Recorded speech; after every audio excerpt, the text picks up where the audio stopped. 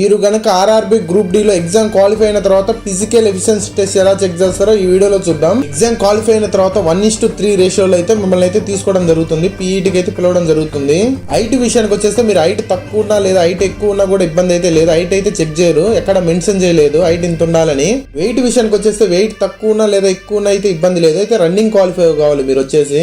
అయితే బాయ్స్ కి running time ఎంత పెడతారు, ఎంత వెయిట్ మోయాలి, ఇవన్నీ ఒకసారి చూద్దాం ఈ వీడియోలో వచ్చేసి. ఇప్పుడు చెప్పేది ఫస్ట్ వచ్చేసి బాయ్స్ కి 35 kgs వెయిట్ వచ్చేసి మీరు వచ్చేసి 100 మీటర్స్ 2 minutes లో కంప్లీట్ చేయాలి, ఎక్కడ దించకుండా. నెక్స్ట్ వచ్చేసి 1 kilometer 4 minutes 50 seconds లో కంప్లీట్ చేయాలి రన్నింగ్ వచ్చేసి. గర్ల్స్ విషయానికి వచ్చేస్తే 20 kgs వెయిట్ వచ్చేసి 100 meters 2 minutes లో కంప్లీట్ చేయాలి.